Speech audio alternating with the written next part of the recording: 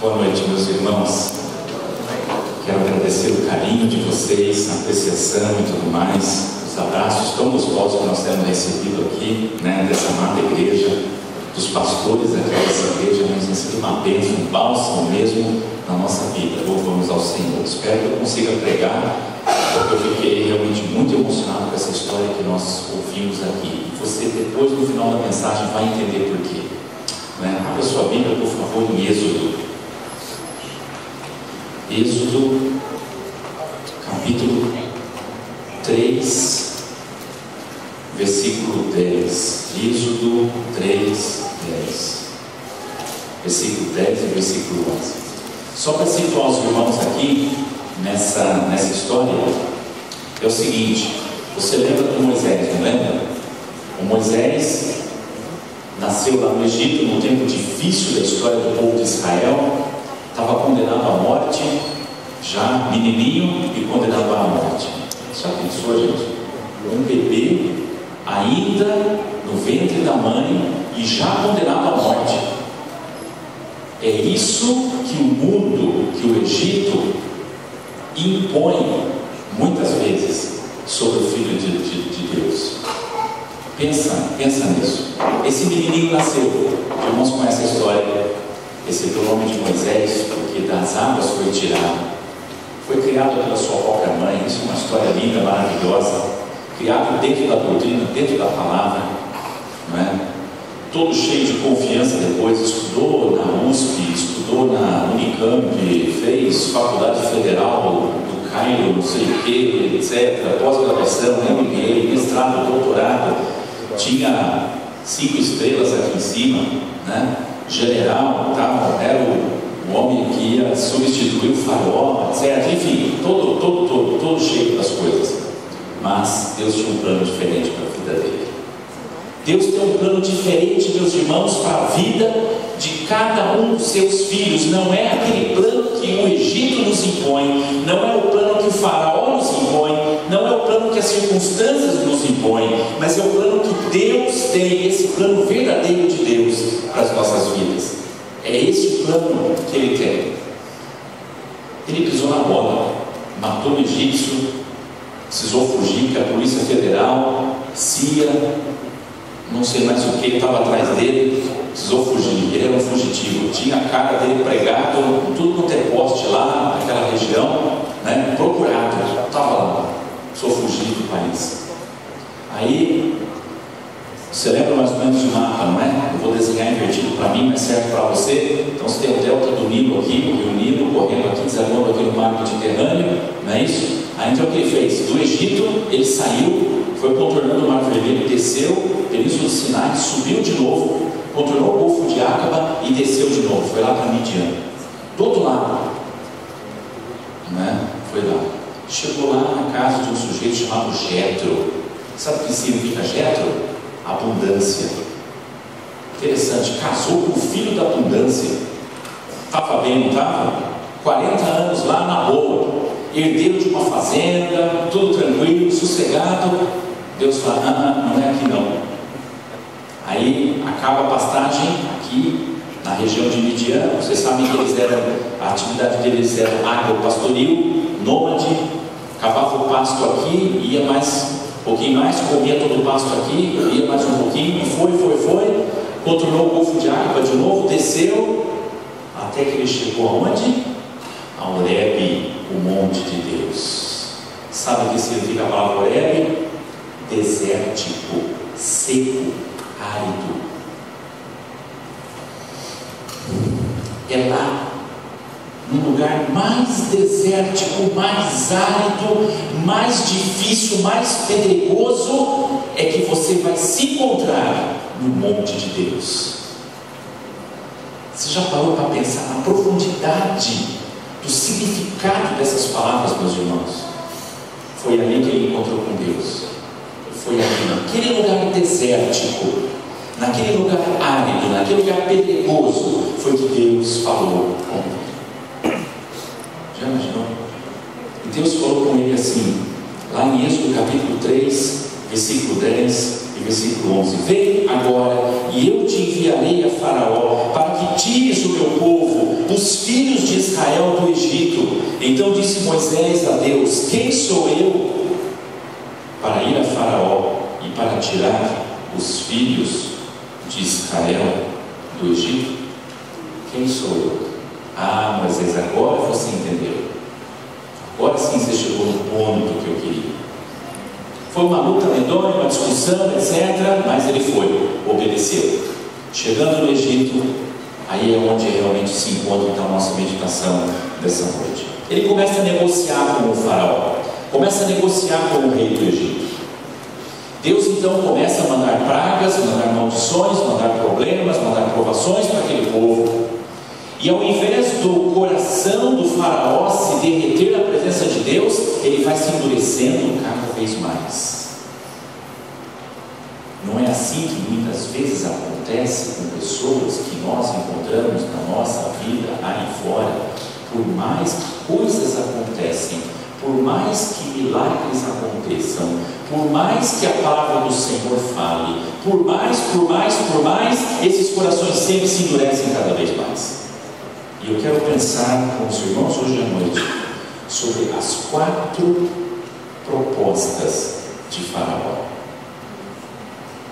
4 propostas que, no meu ver, pelo menos na minha vida particular, na minha experiência, tem sido as 4 áreas das nossas vidas onde Satanás mais nos ataca e onde Satanás mais nos mostra propostas. E mais o Satanás arma ciladas contra as nossas vidas.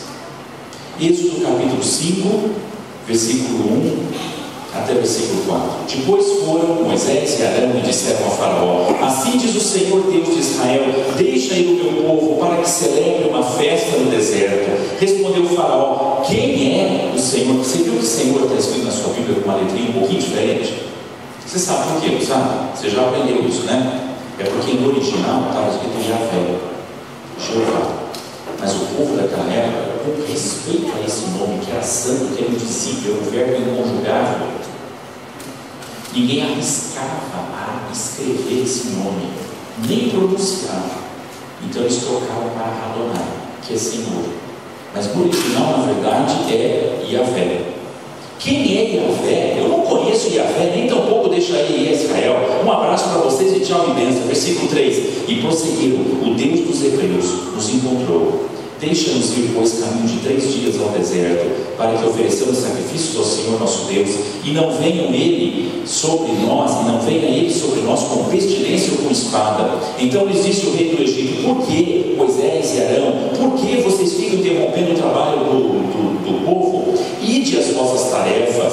Disse também Faraó: o povo da terra já é muito, e vós o distraís de suas tarefas. É assim que as coisas acontecem, meus irmãos. Faraó endureceu. O mandado do Senhor, a ordem do Senhor é que eles saíssem do Egito e fossem para o deserto, caminho de 3 dias, bem longe do Egito, para adorar o Senhor. A primeira proposta de Faraó, depois de 4 pragas, a praga das águas tornaram-se em sangue, a praga das rãs, a praga dos piolhos e a praga das moscas. Agora então Faraó convoca Moisés e Arão à sua presença e faz uma proposta indecente para o Faraó. Capítulo 8, versículo 25 até versículo 27. Capítulo 8, versículo 25. Chamou o Faraó a Moisés e Arão e disse: ide, sacrificai sacrifícios ao vosso Deus, aonde? Nesta terra.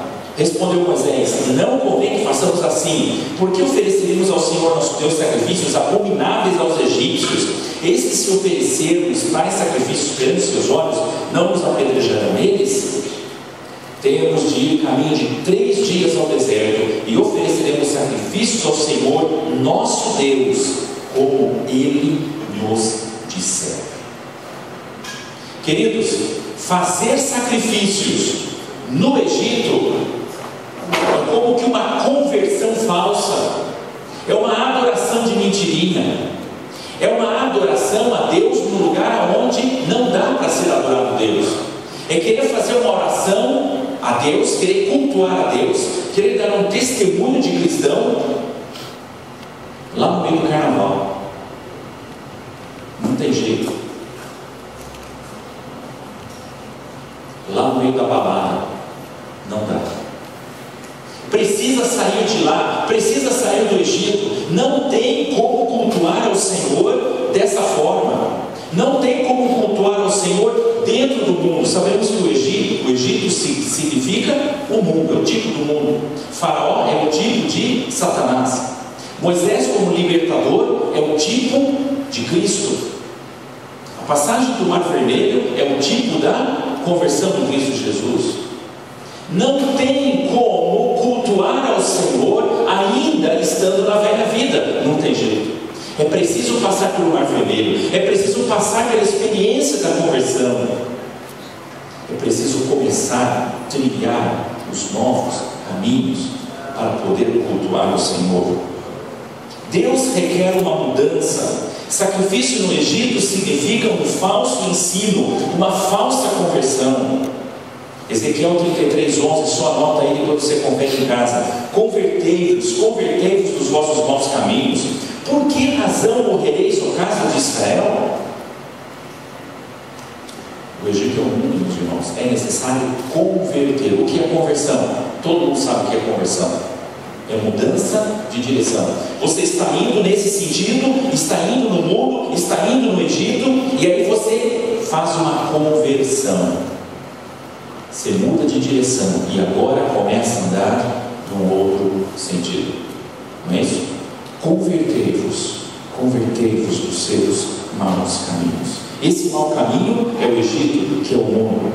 O pecador, para receber o perdão de Deus, tem que abandonar o mundo, tem que deixar o Egito, tem que deixar o Faraó e ir cultuar ao Senhor do outro lado do Mar Vermelho. Faraó, meus amados irmãos, com aquela proposta, ele queria que Moisés e o povo permanecessem aonde estavam, agradando ainda o Faraó. Mas tem jeito de cultuar a Deus agradando o Faraó? Não tem jeito, não dá. Quando, portanto, o que estiver em jogo é a fé do cristão, nós não abrimos mão. Quando o que estiver em jogo é a fé, a verdadeira fé em Cristo Jesus do cristão, nós não podemos negociar. Não pode haver acordo com o mundo, não pode haver acordo com Satanás. Segunda proposta, Moisés, lógico, recusou essa primeira proposta, é óbvio. E então, Êxodo capítulo 8, versículo 28. Então disse Faraó: tudo bem, eu vou deixar vocês ir, para que vocês ofereçam sacrifício ao Senhor vosso Deus no deserto. Somente que, saindo, não vades muito longe, e orai também por mim. Olha como que o Satanás é safado, é sujo, é realmente esperto. O bicho é tinhoso mesmo. Tá bom, já que não dá para ficar aqui, olha, então não vai muito longe não. Fica pertinho do mundo, fica pertinho do pecado. Para que você vai longe? Imagina, não. Fica pertinho do mundo mesmo. Eu já usei essa expressão aqui em uma outra mensagem, não sei quando, mas é como se alguém ensopasse o seu corpo com álcool, não esse álcool porcaria que você compra no mercado, não, você não vale nada, esse álcool bom mesmo que você põe no teu carro, o etanol, coisa boa, pega fogo mesmo de verdade, né? Enche o seu corpo aqui, tudo, ensopa a roupa de álcool e depois fica sambando, dançando perto da fogueira. Não é uma coisa. Você não está na fogueira, mas está muito perto da fogueira. Olha, pode adorar Deus sim, mas não vai muito longe não.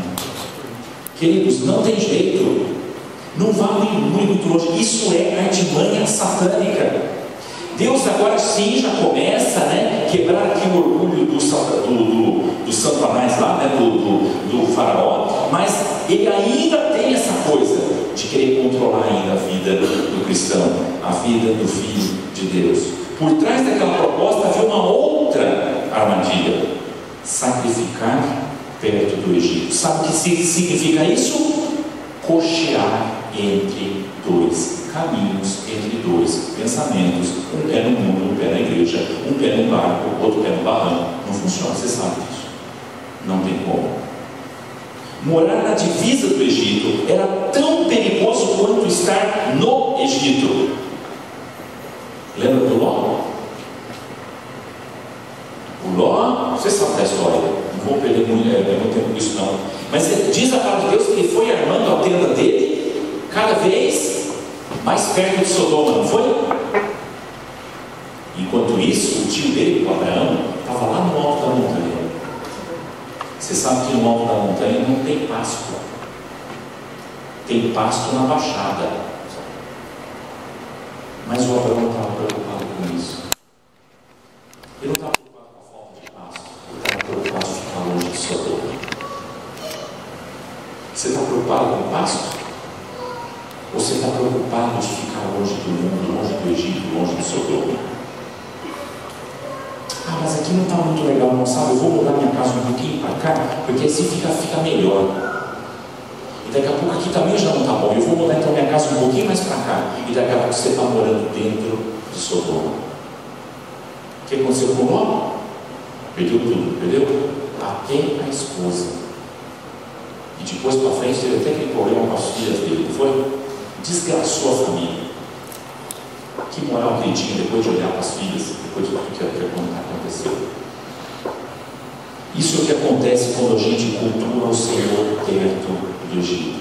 Portanto, meus irmãos, quando o que estiver em jogo for a vida espiritual genuína, não tem acordo com o Satanás, não tem acordo com o Faraó, não tem acordo com o mundo, não tem acordo com o Egito.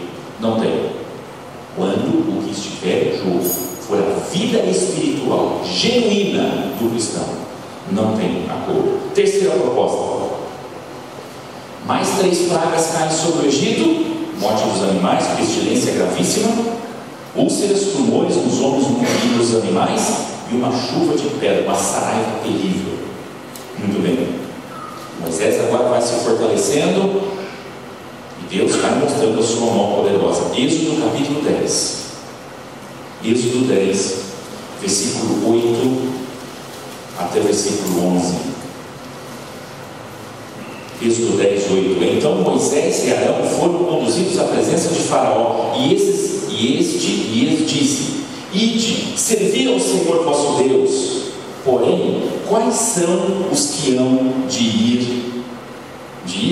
9. Respondeu Moisés: havemos de ir com os nossos jovens, com os nossos velhos, com os nossos filhos, com as nossas filhas, com os nossos rebanhos, com os nossos gados. Havemos de ir, porque temos que celebrar festa ao Senhor. Nós vamos com a nossa família toda. Replicou-lhes Faraó: seja o Senhor convosco, caso eu vos deixe ir, e as crianças. Vedes, pois, tendes conosco más intenções. Não há de ser assim. Ide somente vós, os homens, e servi ao Senhor, pois é isso que vocês pediram. E os expulsaram da presença de Faraó. Para que você vai cansar a família toda? Não precisa não. Ixi, está chovendo hoje. Sabe o que é? Só eu que vou para a igreja hoje, tá? Deixa minha mulher tranquilar, as crianças. Não precisa pôr todo mundo para molhar o pé, não. Deixa, está tudo bem. Eu vou lá na igreja, eu vou ser abençoado, vou trazer a bênção para casa e está tudo bem.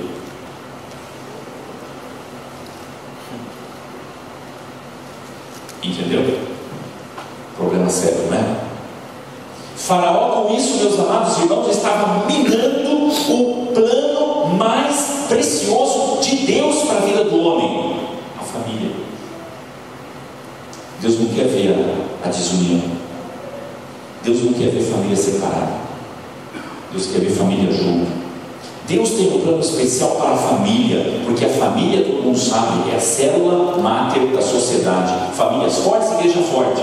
Igreja forte, sociedade forte. Queridos, eu sei que os nossos governantes não estão nem aí para Deus, eu sei disso. Agora, sapatear em cima da Bíblia, isso é um absurdo.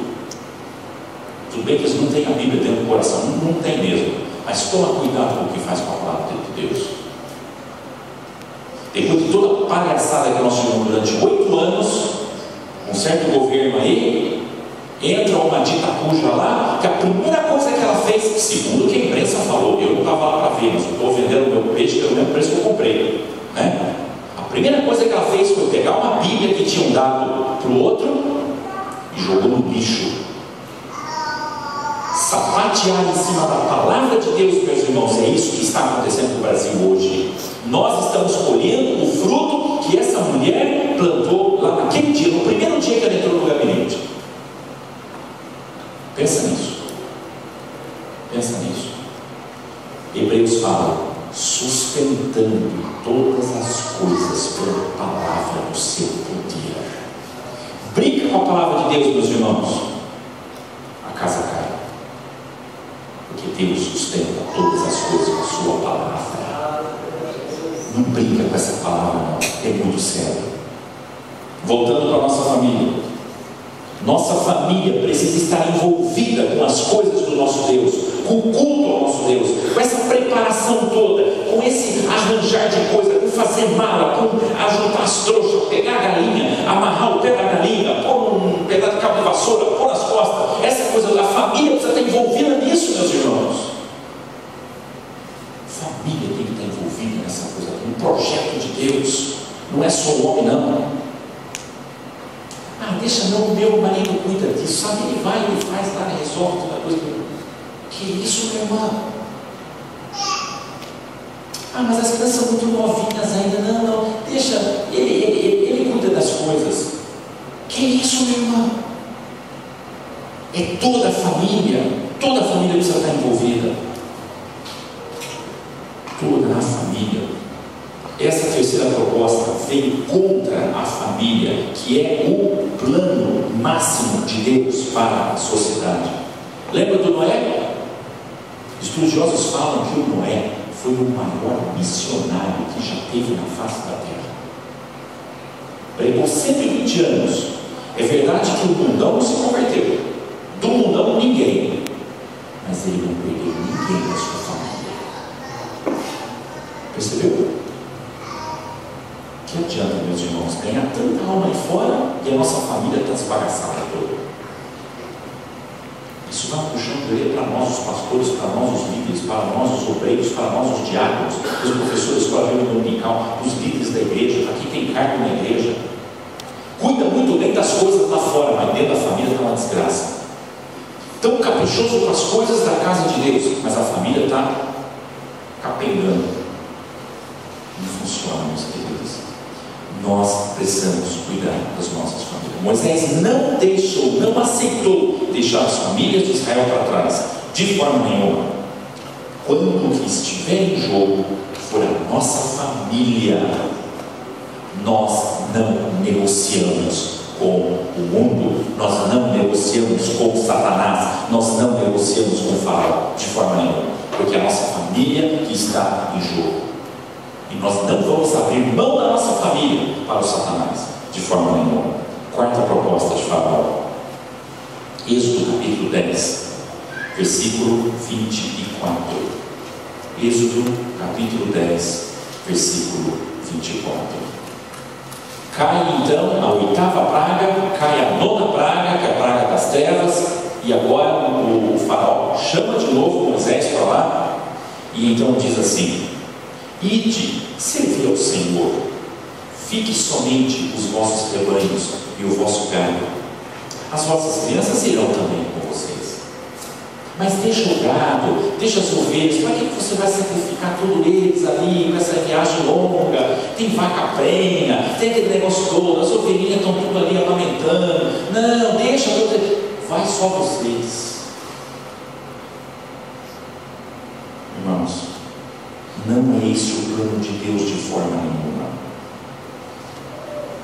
Você sabe que lá naquela época, especialmente no deserto, não tinha padaria do seu Deus, do seu Manuel. onde você podia levantar de manhã e ir lá comprar 2 litros de leite. Não é assim que funcionava naquele tempo.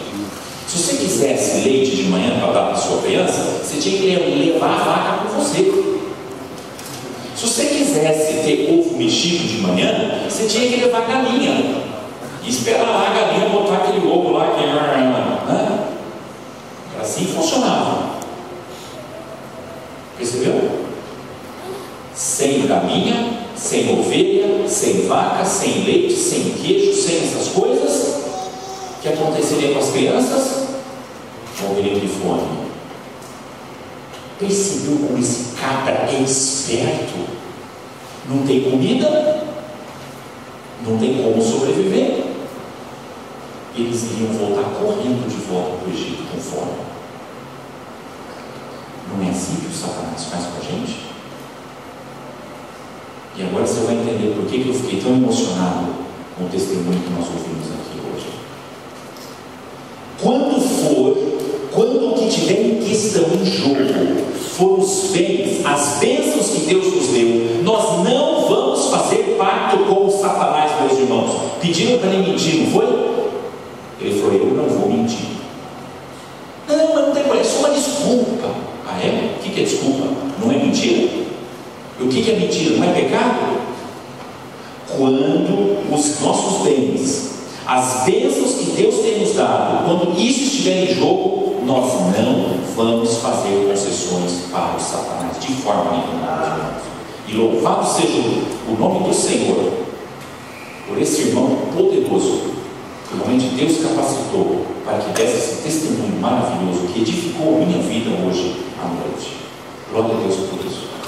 Parabéns, meu querido. Muito bom. Meus queridos, é certo que essa igreja, e nós, das verdadeiras igrejas fundamentais mesmo, igrejas bíblicas, nós não pregamos prosperidade, nós não damos ênfase nos bens, é verdade. Mas, também tem um detalhe: a bênção que Deus te deu, meu irmão, você precisa tomar cuidado, precisa cuidar bem dela. Aquele fusquinha velho, aquela brasilinha velha, aquele Opala velho que você tem lá, aquela caminhonetinha velha que você usa para trabalhar, cuida bem dela. Não deixa a ferrugem destruir, não. Cuida bem do pneu dela. Se precisa trocar a correia dentada, troca a correia dentada no tempo certo, porque se estourar a correia dentada, meu irmão, você vai ter um prejuízo tremendo com aquele motor, com aquele cabeçote, com aquela coisa. Ah, mas eu vou trocar só a correia dentada, e quando der, eu troco também o rolamento esticador da correia dentada. Não faz isso, meu irmão. Porque um esticador com problema vai estourar a correia dentada, não adiantou nada você trocar a correia dentada. Você sabe disso. Cuida bem dos bens que Deus tem colocado nas suas mãos, meus irmãos. Tome cuidado. Eu já preguei isso várias vezes lá na minha igreja, lá na Betel. É difícil a gente guardar 10%, pôr na poupança 10% do nosso lado todo mês. É difícil? É difícil, sim, concordo. Mas vem cá, pensa comigo. De cada 10 grãos de arroz que entra na sua casa, se você jogar fora 1 grão de arroz, é 10%. De cada 10 grãos de feijão, se você jogar fora 1 grão de feijão, é 10%. Se de cada 10 aceleradas que você dá no teu carro, você conseguir economizar uma acelerada, é 10%. E aí? Muda a história? Não muda? Percebeu? Meus irmãos, a gente tem que cuidar bem das coisas que Deus tem nos dado. É bênção de Deus a tua casa, não é? É bênção de Deus a tua roupa, não é? Toma cuidado, não exagera no sabão quando você for lavar sua roupa, meu irmão, minha irmã, por favor. Escolhe tudo. Eu não entendo desse negócio, mas dizem que é assim. Regula direitinho a temperatura do ferro lá quando você for passar a roupa. Você vai economizar energia e se você vai também ajudar para não queimar a roupa e não estragar a roupa tão mais rápido. Quantos pés você tem, minha irmã? 2 pés só, né? Quantos pares de sapato você tem? Uma centopeia, né? Quantos ombros você tem para carregar a bolsa? 2 ombros só? Quantas bolsas você tem lá em casa? Toma cuidado com as bênçãos, sabe? Com aquele dinheiro suado do seu marido. Toma cuidado. Porque o mundo está aí, ó. E celular então? Meu, apareceu um celular novo, olha isso aqui, agora eu preciso comprar mais aquele outro que fica fazendo assim, não sei o quê, né? Meu filho outro dia ficou falando no celular, mas não, pai, não sei o que, o celular, porque não sei o quê, porque faz isso. Ele ficou bem errado falando tudo depois que o celular faz. Mas eu falei assim para ele, escuta, dá para fazer ligação telefônica com isso aí também? Pô! Para que serve um telefone? Não é para fazer ligação telefônica? Mas não, ele bate bolo, faz não sei o quê, faz tanta coisa, passa roupa, não sei não o que faz aquele celular lá, né? E a gente sempre quer uma coisa nova, sempre não sei o que, sempre aquele coisa. Eu trabalho numa empresa de injeção plástica, a gente vê isso aí, um molde de injeção plástica, dessas coisas de tecnologia, sabe quanto tempo dura? 3 meses. Já tem uma coisa nova. Aquele molde já joga fora, faz um molde novo. É assim que funciona. E aí o mundo vai minando, sabe, o nosso dinheiro. Você pensa que é barato esse celular novo que tem aí, não sei o que, isso é caro. E tem internet no celular que também custa outro tanto, não é? Pensa uma coisa, irmãos. Tá bom, você tem condição? Faz, fica à vontade.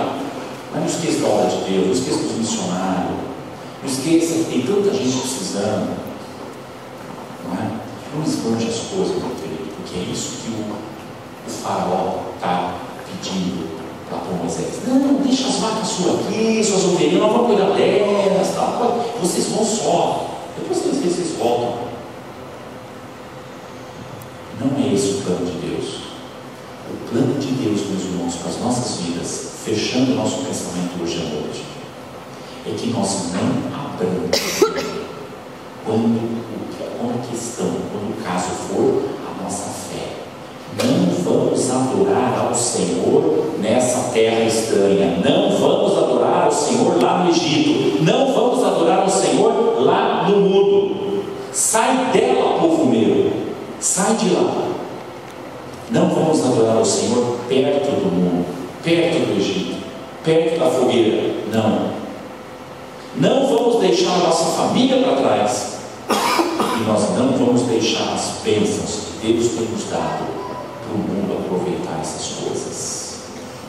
Que Deus nos abençoe, que possamos colocar em prática isso nas nossas vidas. E que a partir de hoje nós possamos prestar mais atenção nessas 4 propostas que o mundo constantemente está nos fazendo. Baixa a cabeça e fecha os teus olhos. Pastor, chega para cá, por favor, vamos orar. Pai bendito, muito obrigado por essa palavra que o Senhor falou no meu coração, Senhor Deus, e por essa carapuça que o Senhor me deu agora, Senhor Deus, por essa palavra que mexeu, Deus, na minha vida, que tanta coisa eu preciso ainda arrumar na minha vida, Senhor. Meu Deus, não sei como é que está a vida dos meus irmãos aqui, Senhor, mas eu te peço que essa palavra também se transforme em rema na vida de cada um de nós. Colocamos isso te pedindo, te agradecendo em nome de Jesus. Amém. E amém, Senhor. Pastor.